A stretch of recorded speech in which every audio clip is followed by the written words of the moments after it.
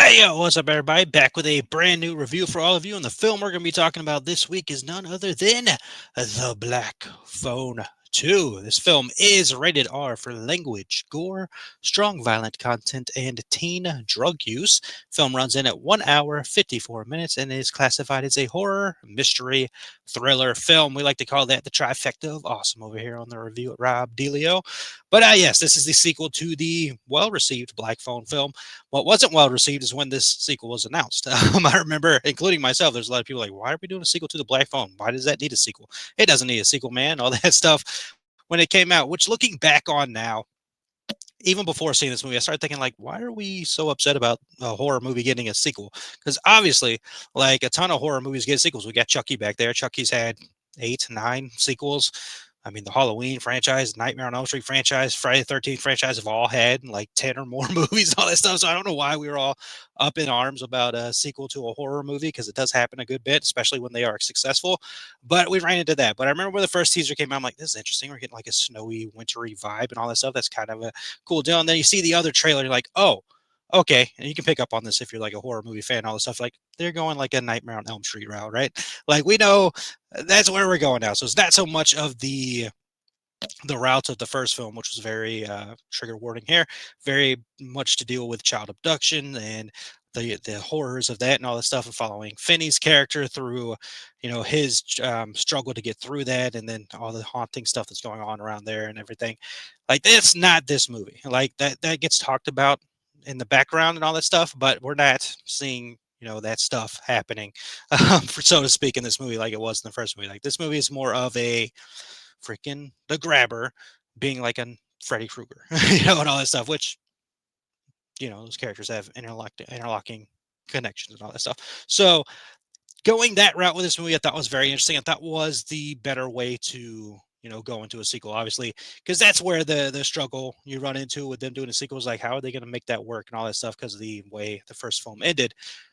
But doing it this way, it makes sense and it works out well to make it be like, oh, okay, I get where we're going with this and I get how this is all going to work out, stuff like that. So that was easy to get into. And we're going to keep it spoiler free as possible, as always, here when I do these reviews. So we're following along the characters a number of years after the first film's events and all that stuff. We see Finney, and he is, obviously dealing with what he went through in a destructive manner, if you will, so to speak. That's where the teen drug use comes in and all that stuff. That's where we see those issues in lying with him, and of course the burden that is put on him and the weight that's put on him. But we're also in this movie, which I was not expecting, but I like a lot that we did with this film, is that we're spending a ton more time with Gwen, his sister. She, if you remember in the first movie, she was a integral part of what was going on with her abilities and her dreams and all that stuff to help try to find Finney throughout the film in that first movie and all that stuff. This movie, we're spending a lot more time with her. I say, not even dare I say, I think it's very easy to say that this is her movie more than it is Finn's movie.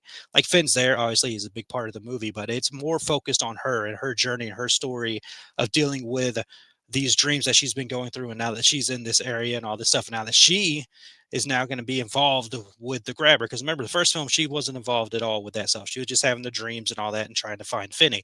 This time around, those two are having interactions and all this stuff, which you can see in the trailer and all that with the nightmare sequences and everything that's going on with her.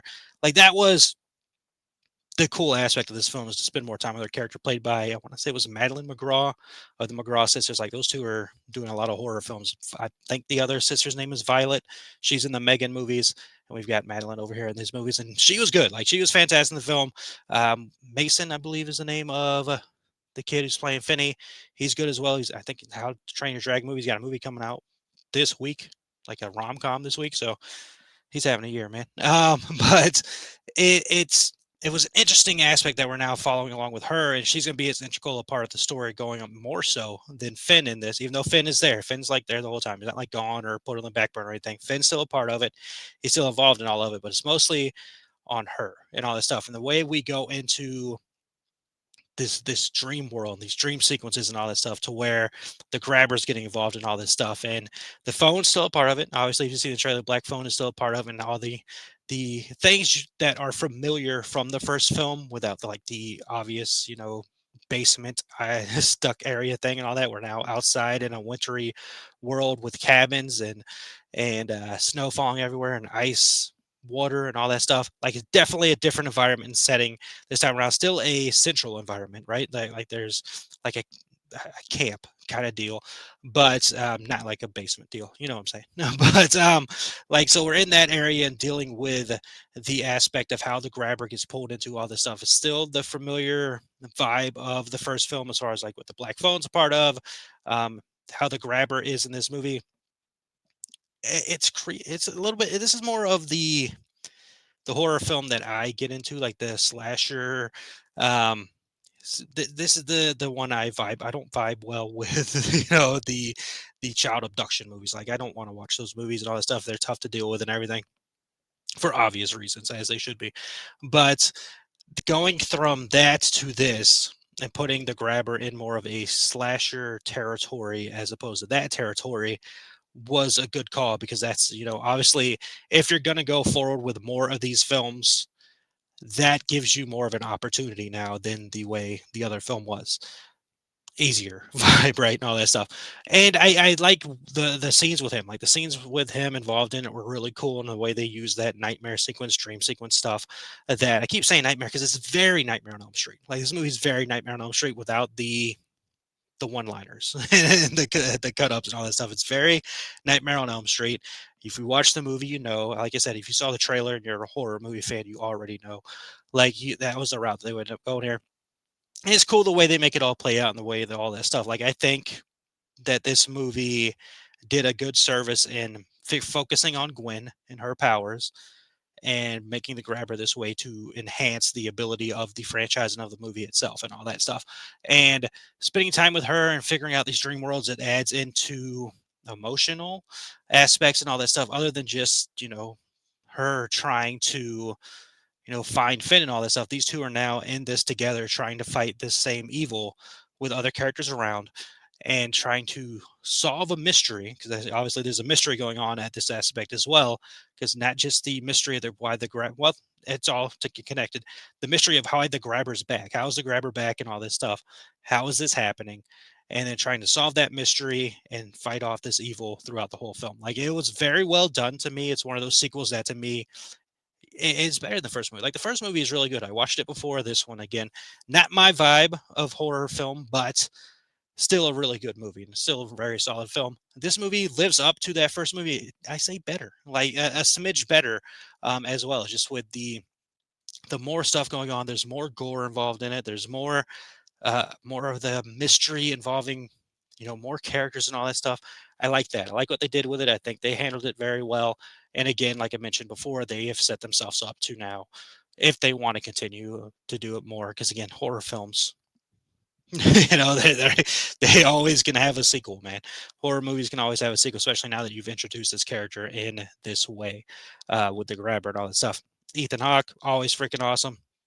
He does a good job. His character is it's so weird to say because it's obviously his character is terrible in the first movie. Like that kind of character is a terrible freaking character, and the underlining things of what that character did is just terrible. And to say he seems even more menacing now in this film seems wild, but it feels that way. Like he feels even more evil in this film than, like, it's still the same evil dude, will just enhanced more is where I'm going actually. So yes, he's even more evil now in this film with this new possibility of him to hurt others out here now. So I think they did this film very smart. And as far as sequels go, again, I've mentioned it multiple times. Horror movies, especially dealing with slashers or killers like this, can have sequels and all that stuff. Some of them obviously are just cash grabs and everything like that. Some of them can be really good, and I thought this sequel is very well done. And there's an open possibility if they want to go somewhere else with this movie, to do a third one, maybe do a trilogy. I feel like Ethan Hawke said he wanted to do a trilogy and all that stuff. So yeah, I mean, if he's down, why not? I feel like there's at one point in time where people were fan casting Ethan Hawke as Freddy Krueger. This might be the closest we get to it because who knows what's going on with the Nightmare on Elm Street franchise. But I to close it out here, I thought this movie is very good. Lived up to the first film even better than that first movie. Great scenery stuff, great mystery thriller aspects in it, great horror involved in it, and all that stuff. Like very good. Very, very good movie. One of the top horror films of the year, as far as I'm concerned. Like, I had a good time with it. I enjoyed the movie. I'm interested to see if they do anything else. There's no credit scenes or anything like that for this movie. Um, Blumhouse, Blumhouse kicks out the jams when they do horror movies, so there's a possibility for them to do a third movie. I mean, just recently he said, Jason Blum said Megan's not gone either. Megan will be back at some point, even though people didn't vibe with that last movie. I did. I thought Megan 2 was a lot of fun. Um, so yeah, there's always that possibility, especially in Blumhouse, for them to do more of these characters and all that stuff. And I think the movie's doing very well. It's probably I believe it's the number one movie of the year. I don't pay much attention to that stuff. Like, I'm just a guy who watches movies, like the behind the scenes stuff, the box office, budget, all that. I don't care. I'm a guy who watches movies and I enjoy it, whether it makes bank at the box office or not. Like, I'm gonna enjoy a movie. That doesn't factor into anything. Rotten Tomato scores and box office means absolutely nothing to me as far as if a movie is good or not. Like, obviously the movie's the movie. That stuff is that stuff. But nonetheless, Black Phone 2 is worth your time. We are still in spooky season. We've got a couple weeks left of spooky season, so go to the theater, go check that out.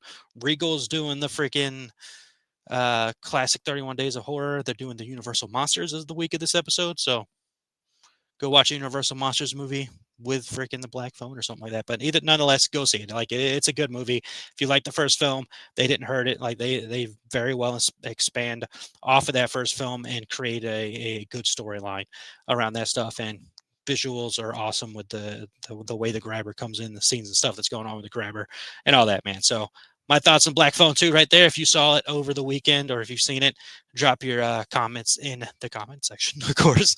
Before we leave out here, I'd like to always remind you that you matter. Capable, incredible things. Trust yourself, believe in yourself, chase those dreams, man.